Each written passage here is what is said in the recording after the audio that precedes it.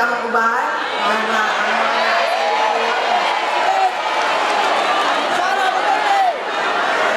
sa Philippine Association of Local Government Accountants Incorporated sa inyong imbitasyon kanako na matambong sa inyong 8th Mindanao Geographical Conference. Thank you. Thank you very much. Kabalo mo, basta makadawat ko og mga imbitasyon na dinhi sa Davao City ang panagtapo, ginadawat gidayon ako na kay matagaan man ko og higayon nga muuli dinhi sa Davao. Pagkakita nako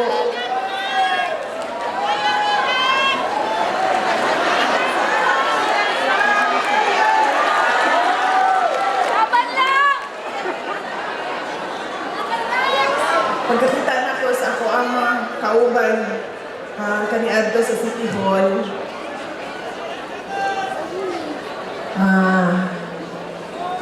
na nostalgic ko, na bati na ko ang ako ang kamingaw sa Davao, sa Mindanao.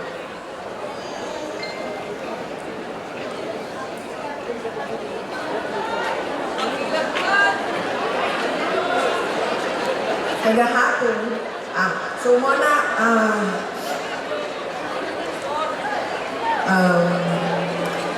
malipay yun ko, basta makadawat ko og invitasyon kay matagaan na ko og opportunity na muli sa amo ang balay, makita nga ako ang mama, makaistorya o personal ako ang mama.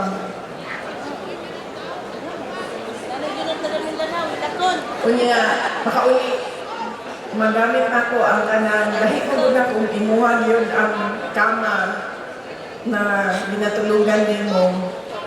Dito magod sa Manila, nag-arkila lang mayroon. Balay. So, hindi ni komportable kung asa ni nagapuyo kay dili siya amo aging balay, pero may mag-amping kay dili kami ang tag-ila sa balay. So pag makauli kami dili sa some sort of a safe space para sa amoa sa pamilya.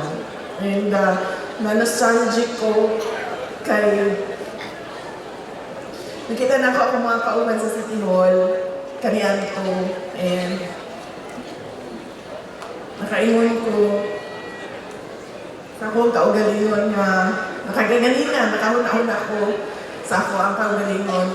Kung sa kahaon, nilagan na lang ko ang mayor. No. Wala na lang ko nilagan ang vice president. Vice President Dani, magandang na rin ko.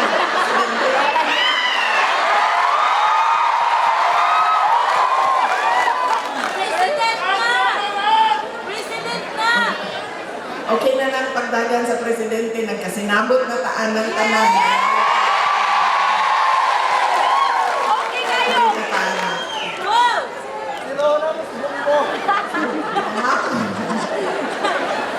Sinuhod na bumbang! Sa sobra nimo ba ka-komportable sa inyong kaugalingon nga kama, sa inyong kaugalingon nga balay, niabot ni kagabi, alas 7 na sa gabi, di kami sa laing lugar sa Mindanao. Nagsugod ko og tulog alas 9 sa gabi, himata ko alas 9 na sa buntag, 12 hours ko. Dire-diretso ako ang tulog. Hinana siya ka-comfort zone sa ako ang muuli o Davao. Dili na ako mabuhat bisan asa. The comfort that Mindanao gives me, I do not get anywhere else in the world.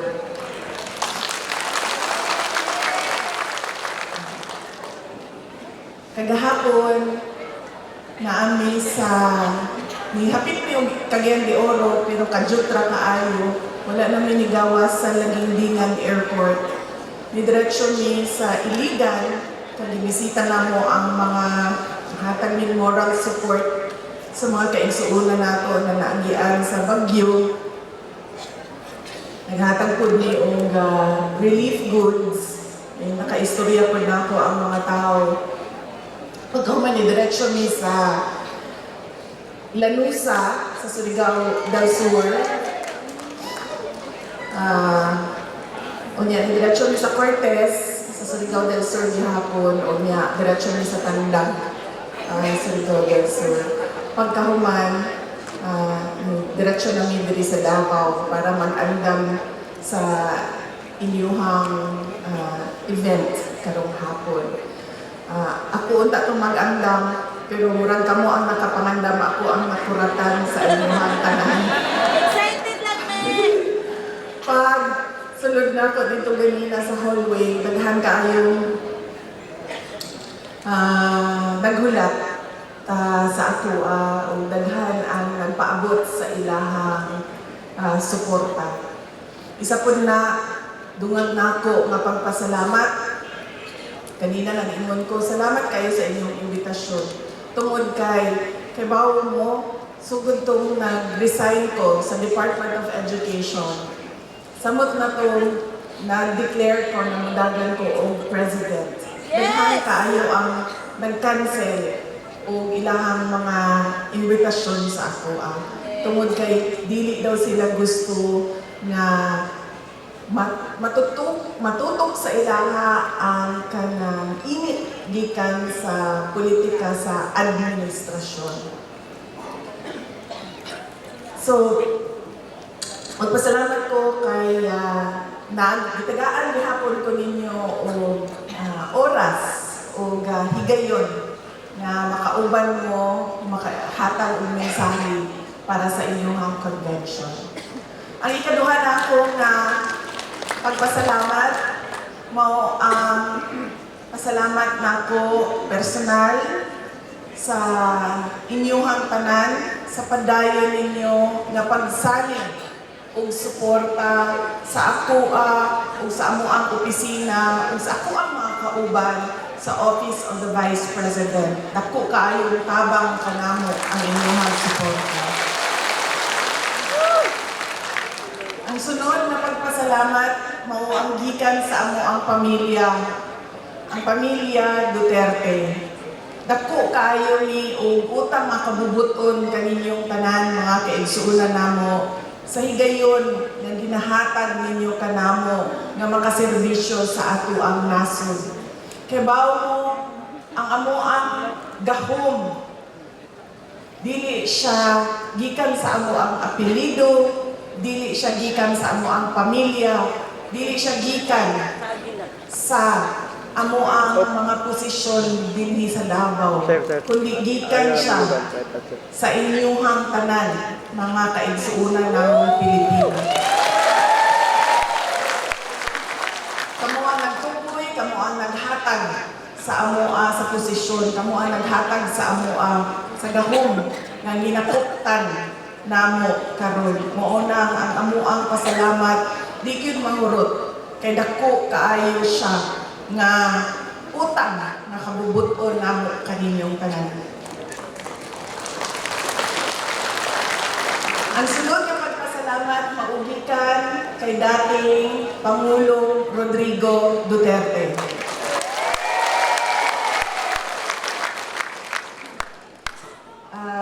Nagbisita ko sa iya atong bulan sa Enero, duha ko kasimana nga nakigistorya sa iyaha o pirmi niyang ginausab-usab siya nako nga ipaabot sa tanan.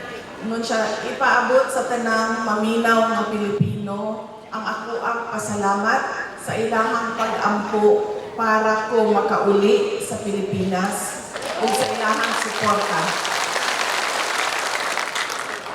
Bisan pa man o na ako sa layong lugar. Napaabot niya ang iyang walay puas na pasalamat kaninyong tanan. Since today is February 25, 40 years anniversary of EDSA.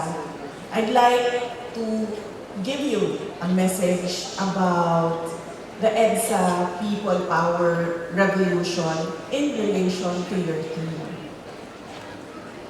40 years ago, on the streets of EDSA, unarmed Filipinos faced tanks with nothing but courage in their hearts. They stood for one thing: accountability. Today, you are gathered under the theme, Lead, Grow, Excel.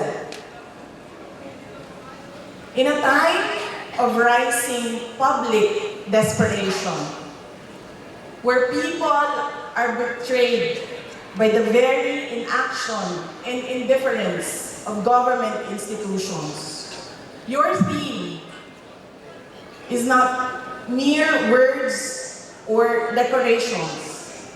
They question what you stand for. Filipinos are rightly demanding to know where the money went, while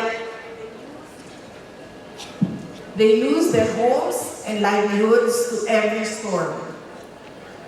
When budgets are bloated, but no tangible progress is felt, that is not technical error. That is failure of integrity in the budget process. To our accountants and finance officers, you are the unseen guardians of public trust. Your signature can release funds, or it can stop abuse. When the numbers do not add up, courage means saying no, even when it is uncomfortable, even when it is lonely. To our punong barangays, treasurers, and SK leaders, the budget that you protect from corruption is the protection of every Filipino family. Every transparent audit is an act of patriotism.